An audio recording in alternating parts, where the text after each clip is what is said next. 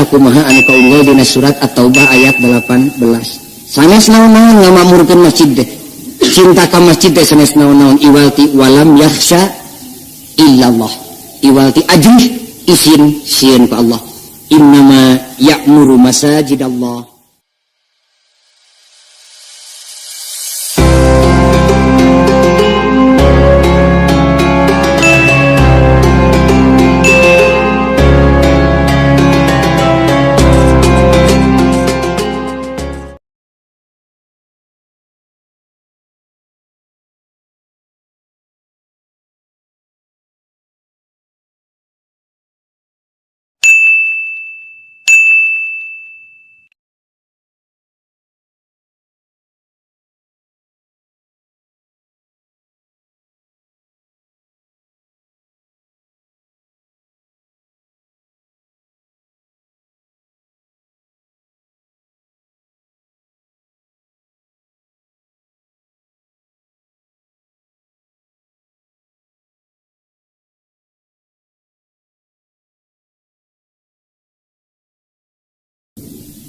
Bismillah, alhamdulillah, wassalatu wassalamu ala rasulillah wa ala alihi wa sahbihi wa mawalah.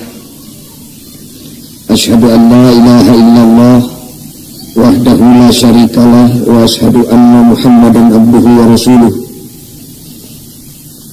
Allahumma ya wahidu ya ahadu ya wajidu ya jawad, salli wa sallim wa barik ala sayyidina Muhammad wa ala ali Muhammad fi kulli lamhatin wa nafasin bi'adadi ma'lumatillahi wa fuyudatihi wa ambadih.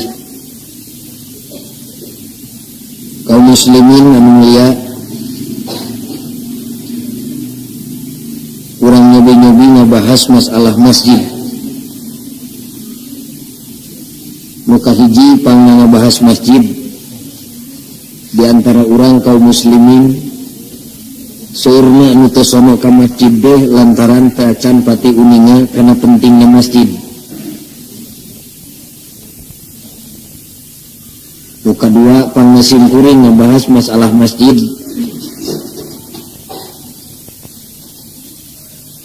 Sakedap deui bade mayunan peristiwa nu lumrah di Indonesia di Pieling nyaeta Isra'na Rasulullah sallallahu alaihi wasallam.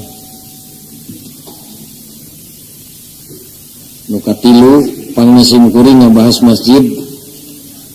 Alhamdulillah karesan ngajina di masjid. Hadirin kaum muslimin, sahajal minan ngaran muslim, mukmin, muslimat, mukminat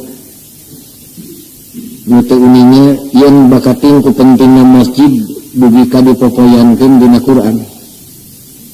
Sanes berarti imah teu penting, tapi asa can pati kapenak dina Quran menyaritakeun masalah imah komo make dititip-titip ku Allah ka manusia. Tapi masjid mah boh ku Allah langsung atanapi ku Rasulna dibewarakeun bari dipitipkeun ka manusia. Penting masjid. Bawaning ku pentingna masjid dugi ka Nabi ku anjeun pandi isrokeunana teh ti masjid ka masjid.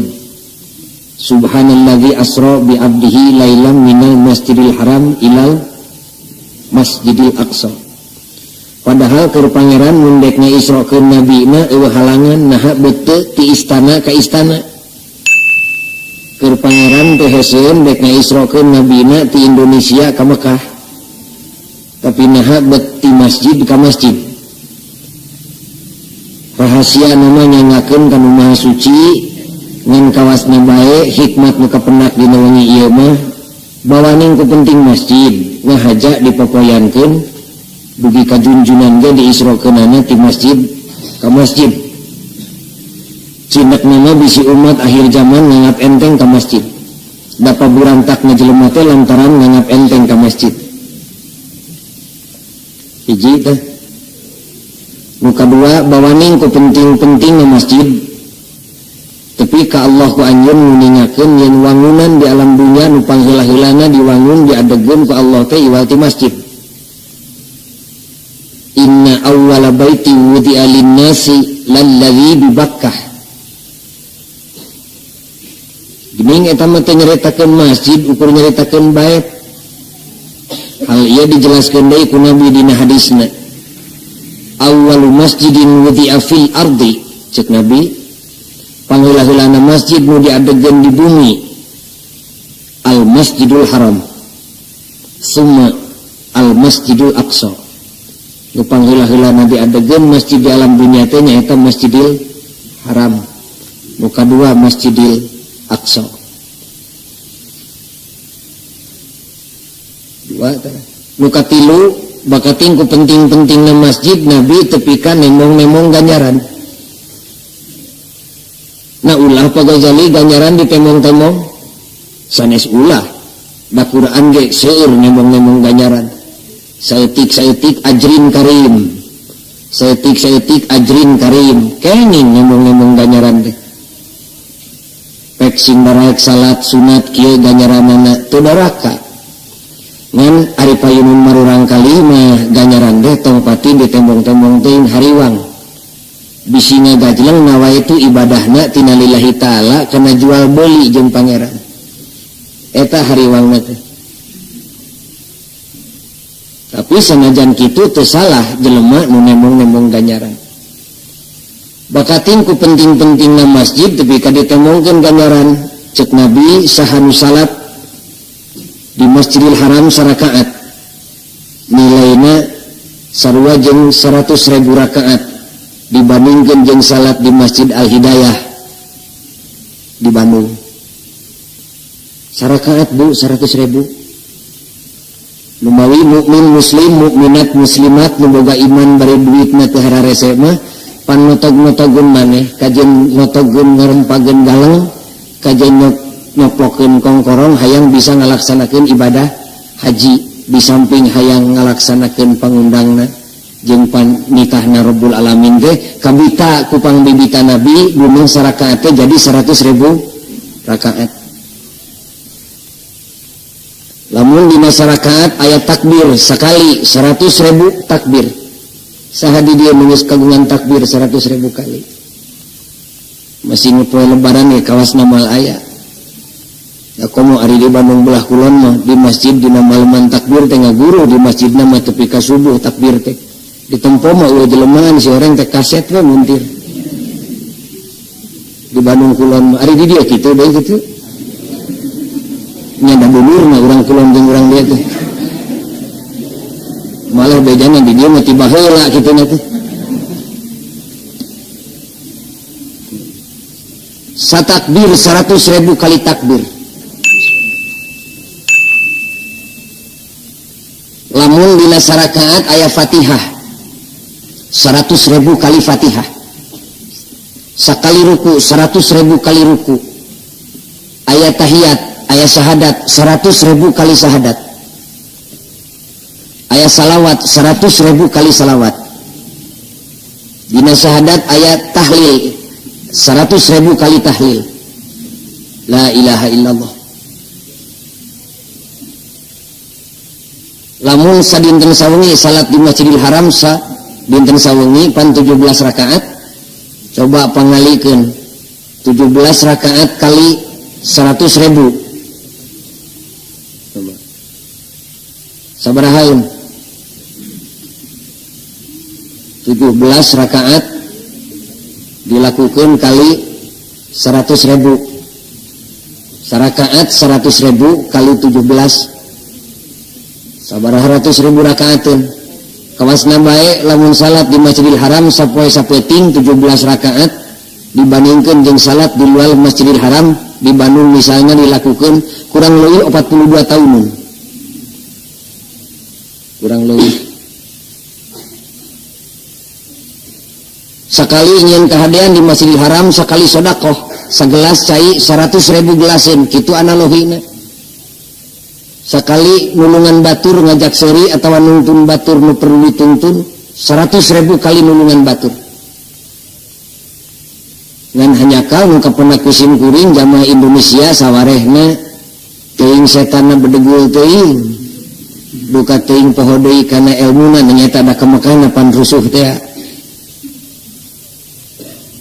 datang ka ditu teh rata-rata nu teu poho teh lain amal solehna tapi nu saralahna marukan nu dilipat gandakeun 100.000 kali teh hadena wungkul da pangeran teu bodoh goreng patutna ge dilipat gandakeun 100.000 sakali panon buncelik kami toha 100.000 kali buncelik sakali koret di Masjidil Haram 100.000 kali koret mangkana jamaah Indonesia nu katempo dukan henteu mah nu ti dieu mah bageur ge datang ka ditu mah ngadadak koret da sakali nubruk jelema hideung 100.000 kali nubruk jelema hideung sakali nyaritakeun batur ngupat kagorengan batur 100.000 kali ngupat lumawi jelema nu boga ilmu mah Ibnu Abbas mufasir agung masih aya hubungan darah jeung Kangjeng Nabi nu ngarang tafsir Ibnu Abbas teh waktu nyelesaikeun karya besarna ngarang tafsir teu keresaeun di tanah haram tapi langsung anjeunna mah pindah ka Taif datang ke Masjidil Haram bejana saminggu sakali we poe Jumaah hiji rek umroh kadua rek Jumaah ditanya ku muridna naha ari gamparan siga nu teu sono ka Ka'bah Baitullah teh betul cicing di dieu padahal mun di dieu ngarang teh Ibnu Abbas ngajawab nu mata kami datang saminggu sakali ge bakating ku sono ka Ka'bah Allah naha atuh mani likum-likum gajleng cicing betah di Masjid Haram dari dia saminggu mah 2 minggu Ibnu Abbas nyaklakeun ci soca bari ngawaler kami nu matak nyieun gawe gede di luar tanah haram teh hariwang sieun nyieun kasalahan di Masjidil Haram sakali salah hariwang dilipet gandakeun 100.000 kali ku Maha Suci nu boga ilmu mah nya Bu ari jamaah urang mah pantes etik malah nunungwan duit murag di masjid duit batur bisi ieu nu bade ka Mekah dandanan deui perhatikeun tah awas lain hadena wungkul nu dilipet gandakeun 100.000 teh tapi koretna ge dilipet gandakeun 100.000 kali naon tah Nabi maka nemong-nemong ganjaran bakating ku penting-pentingna masjid bisi umat akhir zaman khususna nganggap enteng ka masjid penting di mana pokoknya masjid teh jawabanana gampil fid darwain masjid deh penting di 2 tempat penting di dunia penting di akhirat nah naon pentingna masjid patali jeung akhirat tah ieu nu kedah di Bandungan dihayati ku kaum ibu terutama nu sarepuh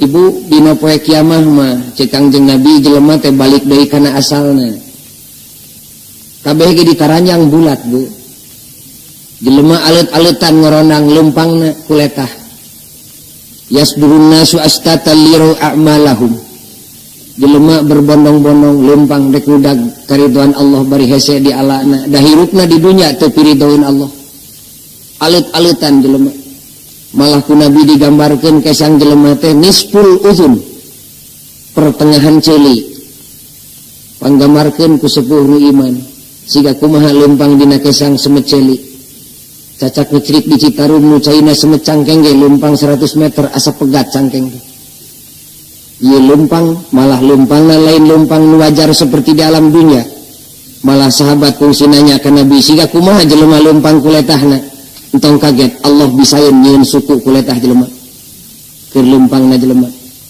engke bakal kaalaman ku jelema ngoronang lempangna sakedap ari kituna mah cek sapalih mah aya nu nyebutkeun 800 tahun malah aya nu nyebutkeun sakaul mah 1000 tahun ngalangsud Bu gigi began jantungna ningali video famay ya'mal mithqala dzarratin khairan yarah satungtung jarum kasayanana boh nu nemrak boh nu nyumput kasayan di alam dunia nu karasa atawa nu teu karasa ku ibu moal aya nu disumputkeun ku Allah ebreh ibu nangis ngagibeg jantung hanya kal teu loba nyieun kahadean di alam dunia brai deui videona wa may ya'mal mithqala dzarratin syarran yarahu ngagibeg jantungna nempo amal kajahatanana nu nemrak jeung nu nyumput nu karasa jeung nu teu karasa di alam dunia katingali sadayana cek ibu teh waktu keur ngora itu aing jeung bapa barudak katingali dihanapeun kersen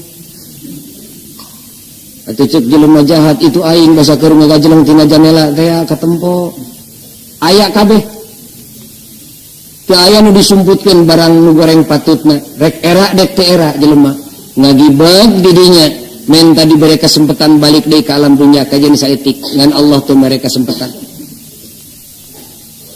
ngadangu keterangan kitu sahabat nangis ya Rasulullah kumaha abdi Kangjeng Nabi ngawaler antawisna teu kudu keung asal maneh boga cengcelengan we di alam dunia entong sieun naon margina Gusti sabab dina saat-saat nu genting kritis seperti kitu kabeh nabi angkat tangan teu bisa mere bantuan kajaba hiji Nabi Muhammad boga syafaat uzma teh ari syafaat teh lain udageun jelema anu teu boga modal ti dieuna da piraku make diauran syafaat ku Kangjeng Nabi ari teu sapagodos mah jeung Nabi di dieuna kumaha atuh gamparan abdi tong keung cek Nabi sabab dina saat nu genting kritis seperti kitu Allah Rabbul Alamin nyieun payung nu agung injemkeun ka manusia manusia nu dibere nginjem payung ku Allah mah batur kekerbekan dina kesang bari panon poe duka sabaraha jengkal teh si eta mah lenggang kangkung we ngeunah we kudu geus ka Mekah maka kabayangkeun kira-kira teh saeutik jelema di Arfah keluar tina kemah kasorot ku panon poe ngajengkang harita keneh tapi teh saeutik jelema nu dibuligir make baju ihram lenggang kangkung teh karasa panasna lah jelema nu make payung agung dina poe kiamah batur ngap-ngapan manehna mah ngeunah we mun kongang mah heheotan mun di alam dunia ngan eta payung teh boro-boro kadeungeun-deungeun ka anak nu meunang ngahejemkeun ge teu bisa dibikeun Gusti pun anak watir bari sina ngiri-ngiuhan dina payung abdi teu idin cek pangeran bongan anak maneh di alam dunia teu sagelombang jeung maneh anak maneh keur anak maneh keur maneh ngeunah nu meunang payung saha Rasulullah jalmi nu bakal kenging payung dina poe kiamah teh loba cek Nabi di antawisna saha warajulun qalbuhu muallakun bil masajid pan ieu teh keur nyaritakeun masjid geus sajana mah tong dicaritakeun nu patali jeung masjid we lalaki disebut nama tangtuna ge sareng kaum ibu disisirikeun awewe urang sebut jelema we nya jelema nu mana nu bakal dibere nginjem payung dina poe kiamah teh nu dina atina kajen satungtung jarum aya kacintaan ka masjid cinta ka masjid teh ngulik ta jelema nu cinta ka masjid seperti kitu ulah alit mana boga cengcengan pupuskeun di payung keagungan Allah eusina tukeurkeun kana payung nu agung jadi ditingali tina keterangan nu ieu pentingna masjid patali jeung akhirat teh minangka cengcelengan cek basa marurang kali ayeuna mah minangka bank deposit eusina tukeurkeun kana payung nu agung keur nyiuhan dina poe kiamah cinta ka masjid loba kasim kuring nu sasangum kontan da abdi ge lain teh cinta pagojali ka masjid teh namana keur mika cintana liuk eueuh ragap taya cek sim kuring ulah simut hiris tai ka hulu-hulu bodoh teh kabina-bina beakeun ku sorangan da keur mudag karidhoan Allah teh lain ku duit wungkul lain ku ilmu wungkul lain ku pangkat wungkul ku bodoh ge jeung ku miskin ridho Allah mah bisa dibeli cinta ka masjid lain kedah ku duit wungkul ku sagala ge bisa dibeli paling henteu cinta ka masjid teh atuh sarua-sarua jeung ka bumi ku anjeun masing-masing ngaran jelema waras saha jelema nu teu cinta ka masjid nu teu cinta ka imah gebret hujan pan ngagibeg bapana teang kapara bisi hujan mun sakalian pengkolkeun sakantenan bapana pilari ka masjid bisi di masjid bocor cinta ta jelema ka masjid sok aya nu kitu di antawis ibu urang angkeun nongkrong di masjid bu ngarah ka asup tobat mani embung disebut boga dosa di warpun batur kontan aku ngarah robah da jelema nu teu masa salamet tara make jeung nu hayang minta pangampura dan usap minta hampura teh jelema nu rumah salah aya nu ka Mekah bareng jeung sim kuring gering di muka Mekah taripu nanaon nya ari dosa ibu kitu pokna teh sakitu geus dicepret ku pangeran masih kena turu masa dosa panto molongo pan ka imah mah cinta ujang tutupkeun panto bisi hayam asup sakaligus nu cinta ka masjid mah sakantenan ujang parios ka masjid bisi DKM pohon nutupkeun panto bisi aya hayam asup cinta ke masjid tak kudu make modal ta mah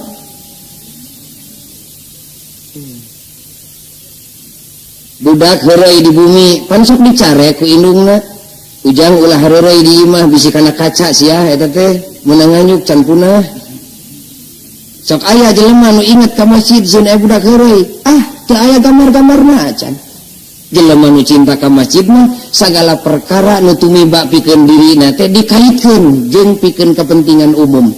Tempo nyai di masjid bisi aya jelema barudak nu heureuy carek ku maneh. Cinta ka masjid.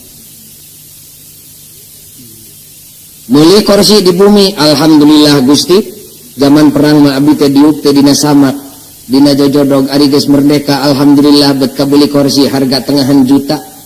Nyeri hati bapana urang teh sieun pangeran Benu manican ngajaran maledogon duit seperak-perak acan keur meuli samak di masjid lain di Masjid Al Hidayah di dieu mah karpet mah ge bungsuna di Mekah ya mah nya ari disebut sarua mah piraku nya bungsuna ieu mah tapi sing jadi emutan masjid nu ibu teu fungsi ngilu ngamanfaatkeun dapal hade-hadena nyumbang ka masjid teh nu urang tarang ngilu salat di dinya eta mah sabab aya interest pribadi pan urang mah ari datang mah ti kampung nu minta sumbangan masjid nu matak jang di dieu can anggeus ulah kitu basana ari mal mere mah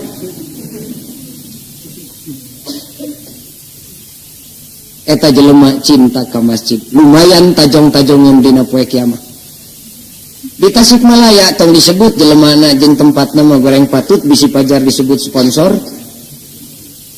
sim kuring nyaritakeun masalah masjid seperti kieu da ngacung ti tukang aya istri beunghar istri beunghar ngan pedah geus nini-nini unggul ngacung ajengan mi teh hayang kaasup jelema nu mika cinta masjid pokna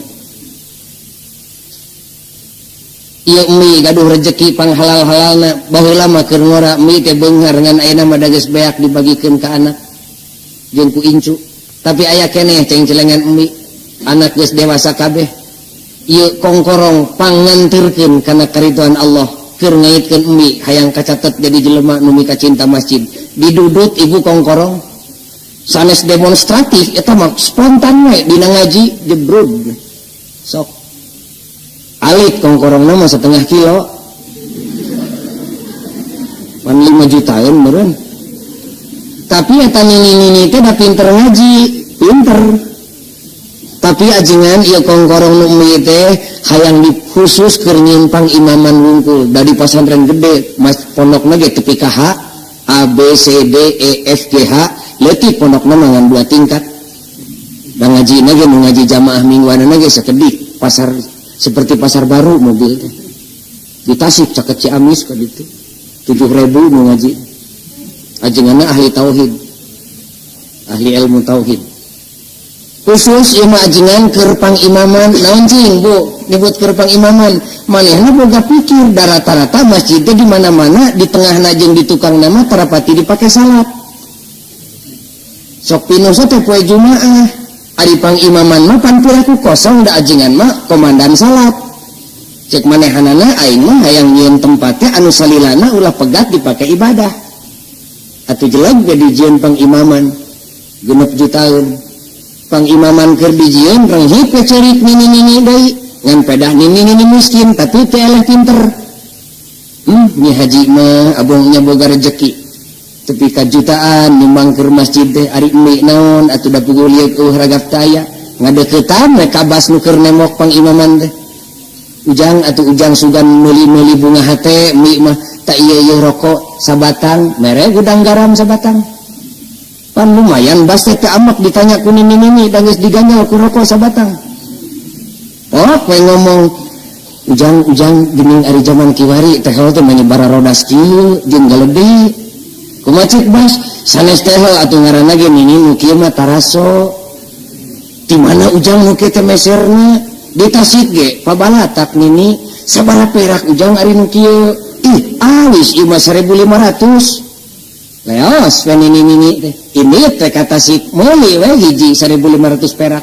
bungkus ku koran ganon dina tonggong isuk leos deui nyampeurkeun deui ka bas sok dibere deui duit dibere deui rokok basna ieu ujang rokok sabungkus ayeuna mah terus tatanya ujang atuh nini mah cik hayang ngajaran keluar kesang neplok-neplokeun tembok sugan aya saksi di akhirat mangga nini tapi nini teh hayang dina paragi salat ajengan ari ajengan sok di belah mana salatna teh pinterna teh nya eta ajengan mah teh di belah kenca deket tembok nini ari sampeanana di mana di dinya ari cucumikna pelbah mana tapi ka ditanya irungna ukur ku basa tadi dia tan ini mah hayang di dewen rapkeun teh hiji mah teu amak basna ge da geus kabeuli atina ku rokok mangga atuh nini keplok ku bas teh sok ku ujang atuh pangukurkeun geus diukur cokot teh tina tonggong blek persis dina pelebah pangabung ajengan 1.500 perak di manehanana batur mah 6 jutaan teh keur di luarna manehna mah enog bebereunna da make ilmu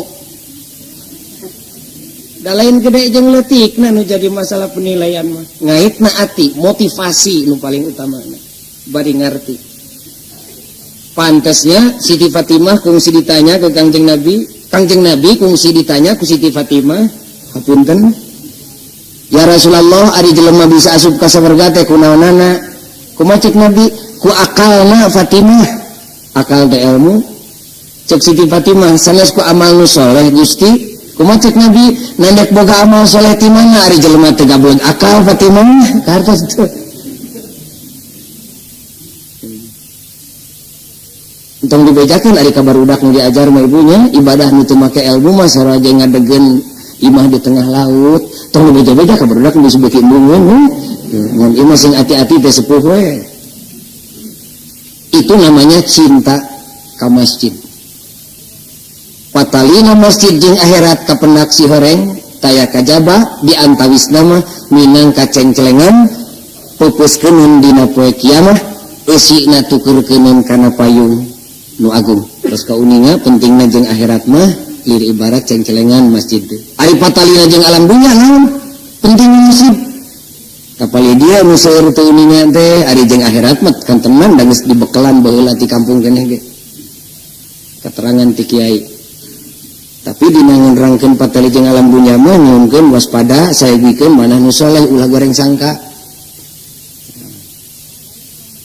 patalina masjid jeung alam dunia sehingga kaasup pentingna masjid di dunia teh ibu urang lalajo kana keterangan Sayyidina Abu Bakar Siddiq.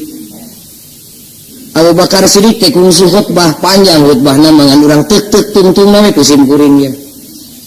Cek Sayyidina Abu Bakar teh innakumul yauma ala khilafati nubuwah. Ujug-ujug kitu sasauranana teh wa mafraqi mahajjah. Urang sundakeun ngarah ka harti ke sararea anjeun teh ayeuna mah keur suka bunga da anjeun keur cicing keur aya keur hirup dina generasi sahabat kanabian sok sanajan nabi geus teh aya di kieuna tapi keur diasuh ku kami sahabat nabi tapi sanajan kitu cek Abu Bakar sing carincing pageuh kancing sabab wasatarauna ba'di oke mah sabada sahabat nabi bersih kabeh anjeun sorangan atawa anak incu anjeun nu bakal datang bakal nempok ku panon anjeun sorangan mulkan adudan di jagat kagungan Allah teh ibu hese neangan sajengkal-jengkal acan alam nu aman teu aman kabeh sajagat bagi sahabat naon margina kitu amrun mukminin menita aman bebarengan teuing Abu Bakar ngawaler nu jadi sabab pokok nama malikan anudan sabab raja-rajana watokna sarua kabeh taruas ati hese diajak bener ari diajak bener teh lain atoh ngalah ngewa kanu ngajak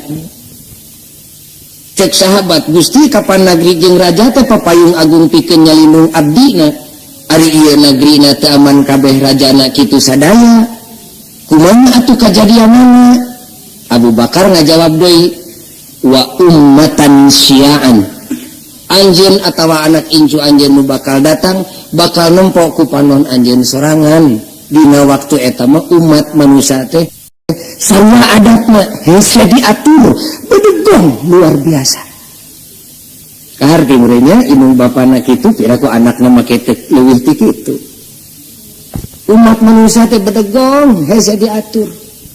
Di mana dicarek kana picilakaan teu boleh ngalawan, di mana ngalawan teu boleh diganjal ku dalil. Ulah kaget dina waktu eta mah kamaling-maling teu boleh didalilan. Ujang cek indungna teh ulah ka kidul cilaka ismoal ma pan ieu ayat Qur'an. Nah ari maneh kalah ngaler eta teh bahaya, henteu ma pan ieu hadisna. Nah bet ngulon atuh Ujang, ieu ari ma pan ieu kaul ulamana. Nah atuh Ujang bet ngawetan eta teh kawetan mah pirugian Ujang, henteu pan ieu matematikana. Sagala rupa teu boleh didalilan. Ari geus kitu kumaha tuh Gusti? Abu Bakar ngawaler deui. Wadaman mubahan, anjeun atawa anak incu anjeun nu bakal datang bakal ngalaman atawa nempok ku panonna sorangan. Dina waktu eta mah getih jelema teh cluk-clak di mana-mana leuwih murah tinimbang getihna satu hewan. Saeutik-saeutik tumpah darah. Tukang dagang perebut langanan teu saeutik tepi katega megatkeun nyawa batur. Budak ngora perebut pipa majikaneun teu asa-asa bujal batur disangsangan peso belati. Jelema nu baroga ilmu perebut wibawa jeung pangaruh tepi katega silih fitnah silih jongklokeun. Nu boga kalungguhan perebut martabat jeung jabatan silih fitnah silih cilakakeun. Perebut pangkat, perebut jabatan, perebut wibawa, parebut dahareun. Saeutik-saeutik teu boleh ngocorkeun getih. Di padesaan usum halodo parebut cai gelung pacul nyangsang dina sirah batur. Wadaman mubahan.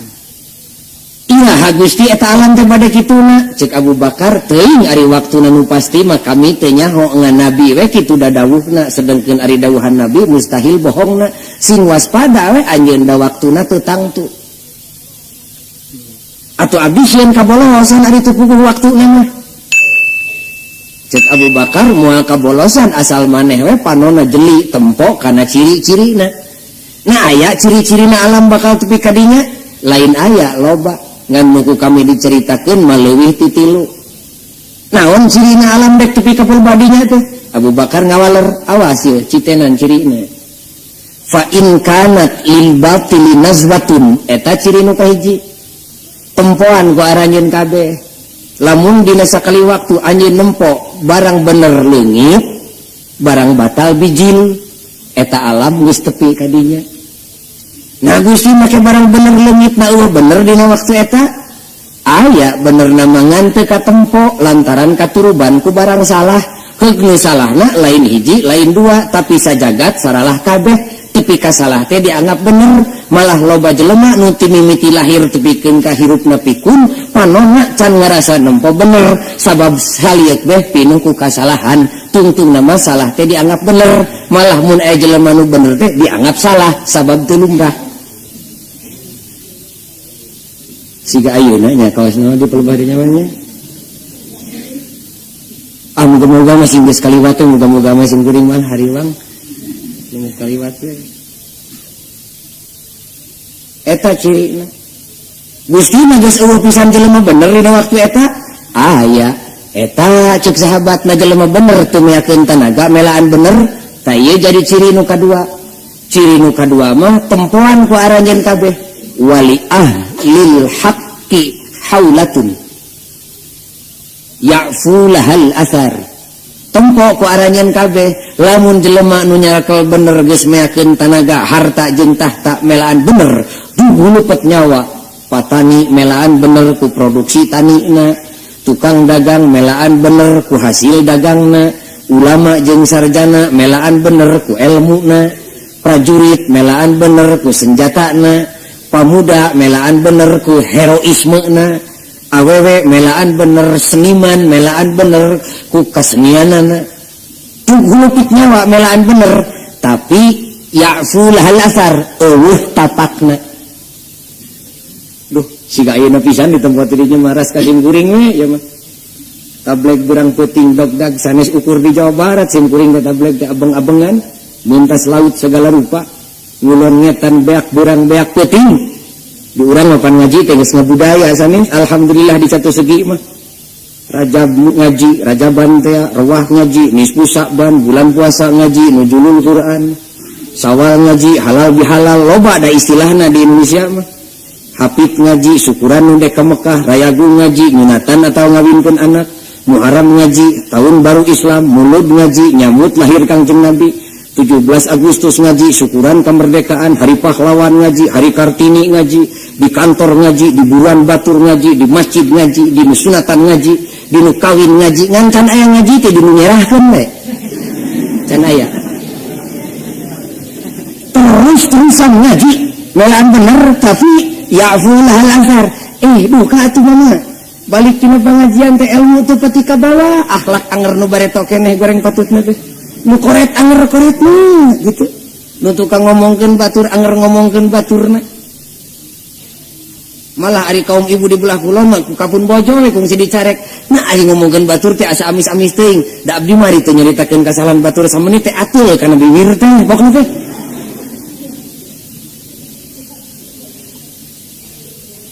Oh ari di dieu mah guruna.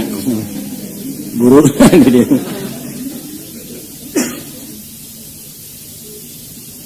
Asa ayeuna ari di tempat dinya mah nya. Teu aya tapakna. Ciri nu katilu mah malah lain wungkul eueuh tapakna. Naon atuh? Ciri nu katilu ya awas. Wa yamutulahal khair. Barang bener hiji-hijieun ge lain salamet kalah katambah ruksak kaidek kuno melaan. Naudzubillahi min dzalik. Muga-muga sim kuring jeung para ibu para bapak ulah kaasup jelema nu melaan bener tapi ngidek bener. Naudzubillah rugi 17 kali ibu. Tableg ceceleuweungan cacalawakan lain bener nu salamet tapi kalah ngidek bener. Naudzubillah. Gusti salametkeun abdi Gusti jeung generasi nu bakal datang. Tapi dah sudah tullah pasti jadi na kitu.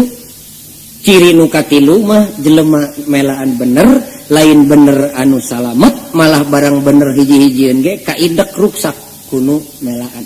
Nini alut-alutan ka sawah di kampung rek ngaramet mersihan jukut nu ngaruksak pare lain jukut nu bersih lain pare nu salamet pare satangkal-tangkaleun ge kalaka runtuh kaidek kuno ngaramet.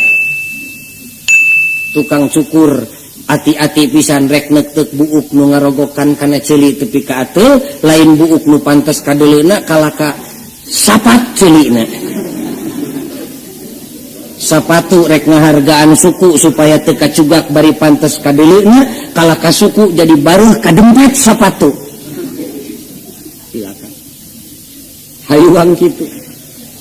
Corik deui wae sahabat Gusti ari geus kitu kedah kumaha atuh abdi tong keung. Cek Abu Bakar lamun alam geus tepi ka dinya buru-buru aranjeun kabeh geurang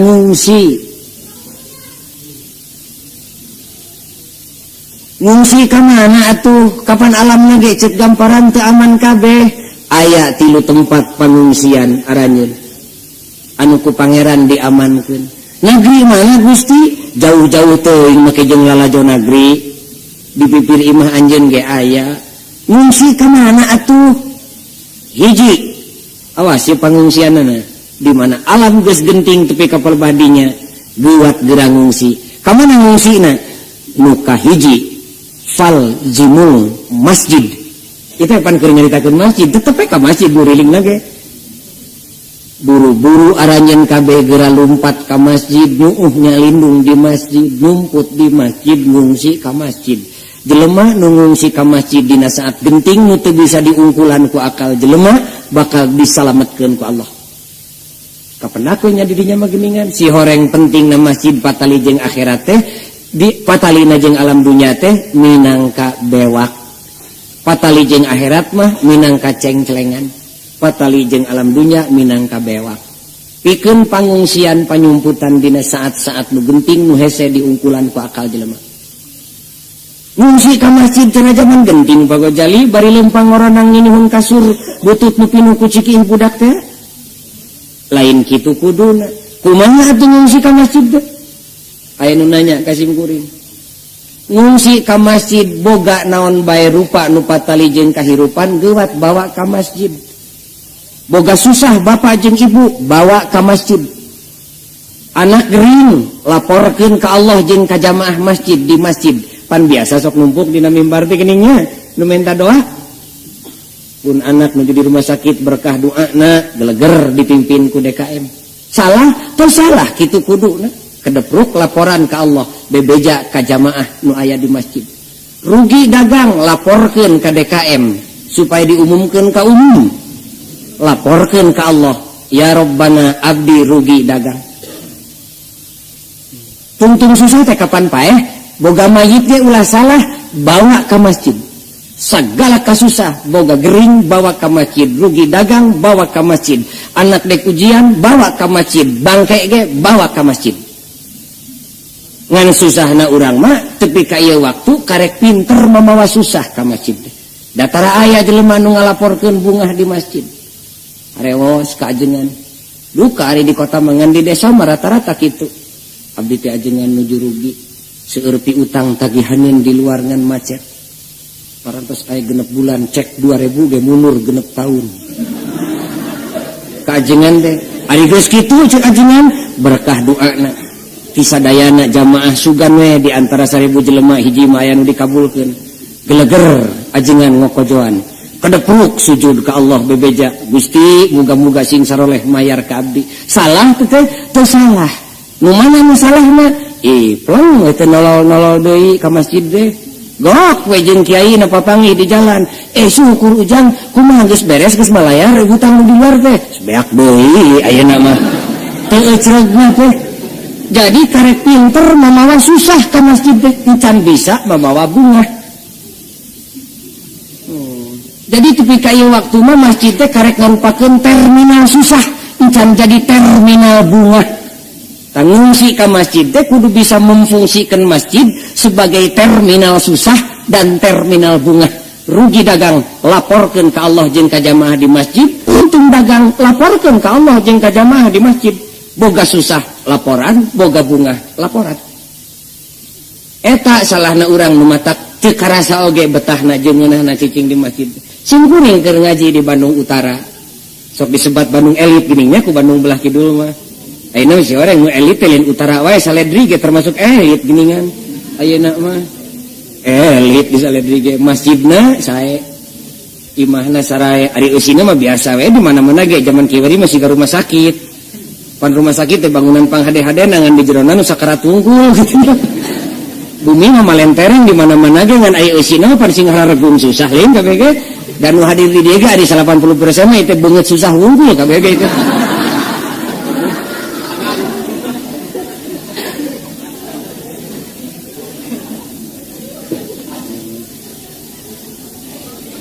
Bawa ke masjid. Jadi masjidnya kudu jadi terminal susah jeung terminal bunga, 2 terminal. Simkuring keur ngaji di Kaler di Dago. Da teu kaur pok ngaji teh. Cai duka sabaraha truk meureun botol teh. Gorowok ngaji lol jenengan ngaharewos. Naon Bu? Berkah doana. Aya naon pun anak bade ujian. Moga-moga sing lulus. Geleger doa dibantuan ku sararea. Salah teu salah kitu kuduna. Bari usaha nunyaan, bari dibantuan ku doa.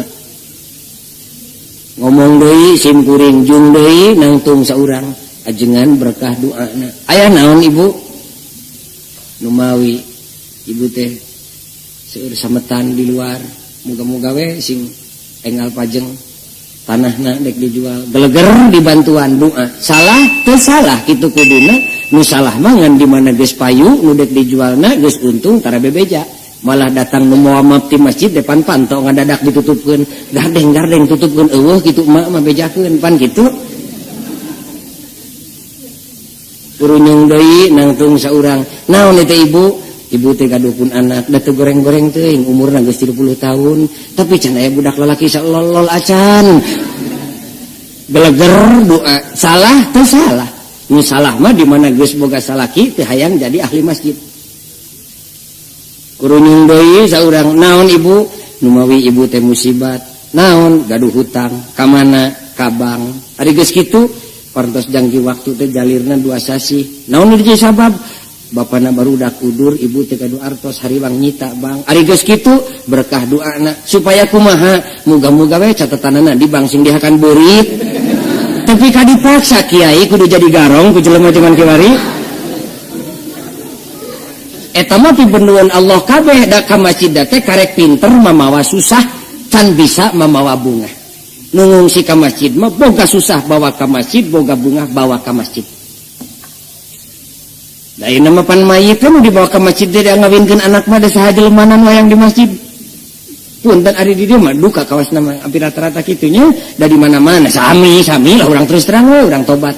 Teu pati hayang barudak urang anu ayeuna mah dikawin di masjid teh mung naon cinta teh pangna mung kawin di masjid teh atuh da harerese ngalaan sapatu.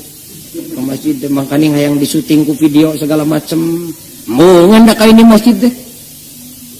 Sim kuring dan can kolot-kolot teh teh karek 50 tahun kurang saeutik umur teh jadi kungsi ngalaman zaman baheula di kota Bandung masjid nu representatif teh aya 2 baheula teh hiji Masjid Agung 2 Cipaganti da ti Cimahi ge ti Cigonewah kampung da kawin teh di Masjid Agung atawa ti Lembang di Cipaganti kawin teh make delman jelema baheula mah ibu mah langkung ngalaman buah ibu kokojona ieu baheula make delman ti tongoh di dangdanan duh nu Islamna make maca sholawat dina delman teh murang kali ayeuna mah pemuda teu bisa menghayati da teu kungsi ngalaman di dangdanan awewena di make up ngan lain make up cara ayeuna baheula mah tina sarerang kawung we minyakna ku jalan tah teh malah ari kakesangan teh pan tepi kang ucur geuning ka dieu luntur make upna lipstiknya ti baheula geus aya ngan lain nu mahal cara ayeuna baheula mah ku galinggem we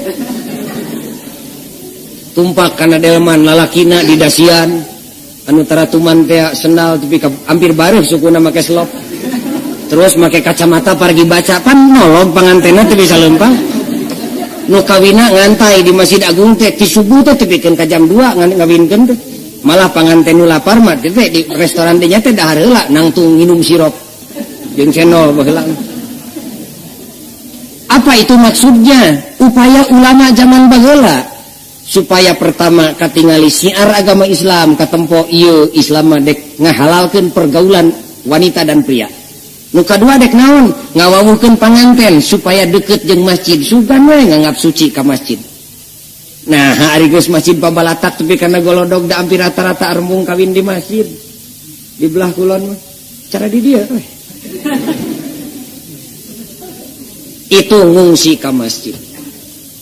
Pangungsian nu kadua cek Abu Bakar di mana alam geus genting seperti tadi teh ya. Wastasyimul Quran. Geuwat aranjeun kabeh geura sosonoan deui jeung Quran. Geura sosobatan deui jeung Quran. Boga susah tanyakeun kana Quran. Boga bungah ajak ngomong Quran. Susah tanya Quran bakal ngajawab geura teh Quran mun ditaros. Nah Quran abdi teh bet kieu teuing pun anak teh mani bedegong ka bina-bina ari geus boga rezeki bapana ge tara aya di imah. Nah sababna ieu teh Quran ngajawab. Innama amwalukum wa auladukum fitnah. Anak anjeun jeung harta anjeun teh kabeh ge men tanggung jawab anjeun teh. Lain kafakiran wungkul bakal nyelakakeun anjeun di dunia jeung di akhirat teh. Rezeki ge bakal nyelakakeun anjeun eta teh lamun anjeun teu waspada mah. Grapek tanya Quran. Naon Quran ieu bet gendeng-gendeng kieu geuning ceuk nu palalinter mah make aya resesi dunia segala macem. Naon ieu teh susah resesi teh duit loba tapi barang beli 5.000 teh pan kaum ibu di dapur ayeuna mah 5.000 teh da geus nyimsat halisna teh teu cukup teh bapana sakieu teh. Nah bet kieu tanya Quran grapek ngajawab. Wala nabluwannakum bi syai'in minal khauf wal ju' wa naqsim minal amwal cek Allah. Sekali waktu kami bakal nyeun resesi nu di luar perhitungan manusia. Da sabenerna mah ibu kaum pemuda Dina abad modern seperti ayeuna di dunia tidak perlu terjadi resesi. Abad modern segala geus maha komputer. Bagelama idit ke Mekah 40 poe ayeuna mah 8 jam tepi. Bagelama negeri jeung negeri teu warawuh da ayeuna mah aya iketan-iketan, aya iketan nu sifatna nasional, aya nu regional, aya nu internasional. Tentara diikat, sipil diikat, ikatan dagang, ikatan tani, ikatan lacur ge aya ayeuna. Segala macam serba komputer, spare part hidup cukup. Sesungguhnya tidak perlu terjadi. Tetapi kenapa terjadi? Apa? Tidak tahu, itu urusan ahli ekonomi. Tapi mau ditanya karena Quran nggak jawab. Barokah Allah Rabbul Alamin. Nggak jawab. Ayah kasih kuring nu langsung tang nu mata Quran teh diajak ngomong ku abdi mah pagojali teu daekeun disada. Cicing wae. Cek sim kuring atuh dakwah bedana jeung piriwit. Fluid disada satu piriwit lamun ditiup. Nu tak ku abdi ditiup teh disada marahnya we huntuan. Ari niup piriwit teu make huntu mah tinimbang disada mah bijil ciduh pamah.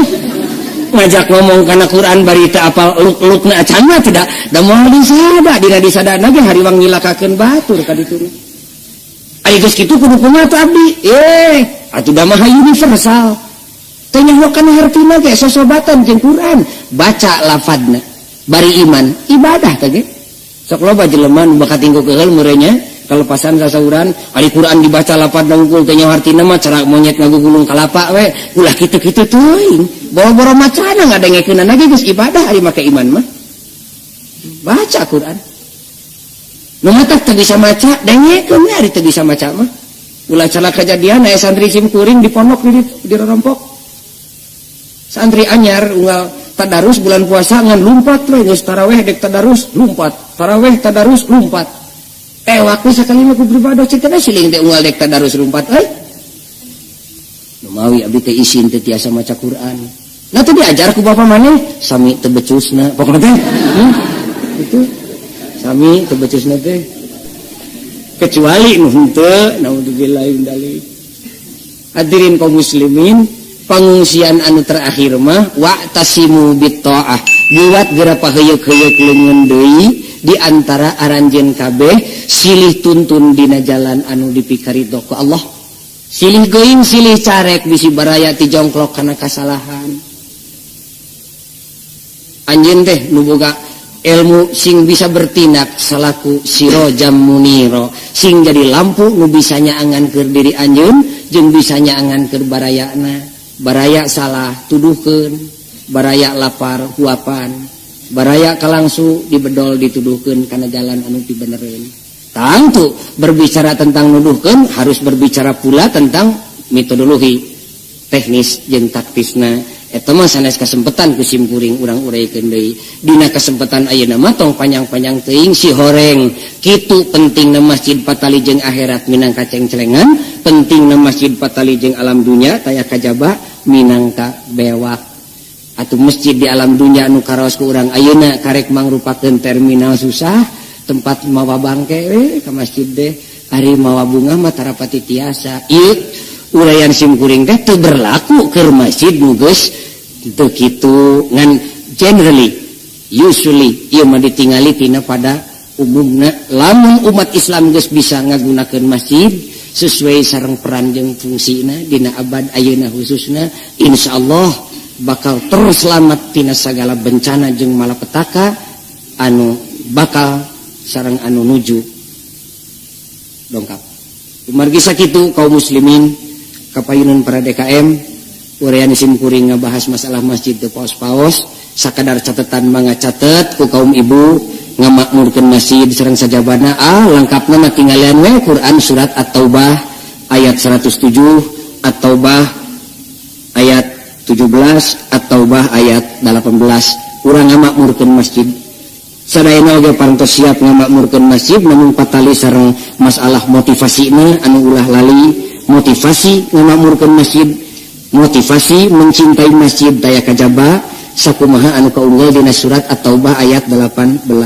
sanes naon-naon ngamakmurkeun masjid teh cinta ka masjid teh sanes naon-naon iwalti walam yakhsha illallah iwalti ajrih isin sieun ku Allah innama ya'muru masajidallah man amana billahi wal yaumil akhir. Urang hadir di dia lantaran amana billah wal yaumil akhir, lantaran iman ka Allah, iman kana poe kiamah, bakal dilawungkeun teh. Urang nyumbang ka masjid taya kajaba iwal timan amana billah wal yaumil akhir. Urang salat oge lantaran man amana billah wal yaumil akhir. Urang paeh poso ngisian jeung ngamakmurkeun masjid ngabelaan masjid ku lahir jeung ku batin iwal timan amana billahi wal yaumil akhir. Palna sagala disudutkeun ka Allah teh lantaran walam yakhsha illallah, teu aya deui nu dipikasieun lahir batin iwal ti Allah Rabbul Alamin. Tapi mangkade disebutkeun dina surat Taubah ayat 17, maka nalil musyrikina ayyamuru masajidallah. Jelema anu geus tetela musyrikna bari terang-terangan kuring musyrik nu kitu teu pantes pikeun ngamakmurkeun masjid, malah ulah ngamakmurkeun masjid. Di mana masjid parantos makmur waspada, terutami kepada jamaah masjid di dieu. Awas diancam deui dibere atensi ku nu maha suci dina surat At-Taubah 107. Disagedengeun masjid anu makmur bari pinuh ku karidhoan Allah teh aya deui masjid nu disebut masjid diror. Masjid diror, di mana masjid aya nu diror, hartosna diror teh tandingan. Tangtu setiap masjid aya jamaahna, waspada bisi aya jamaah diror. Jamaah anu di masjid tadi semata-mata isin ku Allah dek kumereb ka Allah, jamaah nu diadegan di masjid diror lain isin jeung ajrih ku Allah, lain iman ka Allah, tapi semata-mata hariwang malah kitu ceuk Allah. Eta teh pikeun ngalemahkeun jamaah anu memang isin ku Allah Subhanahu wa taala. Kaum muslimin anu mulia, ureuyan simkuring anu resmina urang cekapkeun sakitu. Nu benerna eta teh tina agama, nu kaliruna mah tina kakaliruan simkuring sorangan. Urang ngajrit ngadua ka Allah Rabbul Alamin, urang sareng we ngadoana. Dan nu pang-alus-alusna doa teh doa nu sararea. Urang ngadua ti Kangjeng Nabi aya ngagelenggeng pisan para gitawaf. Bismillahirrahmanirrahim. Mangga. Allahumma inni as'aluka imanan kamila wa yaqinan shadiqa wa qalban khasi'a wa lisanan dzakira wa rizqan wasi'a wa halalan tayyiba wa taubatan nasuha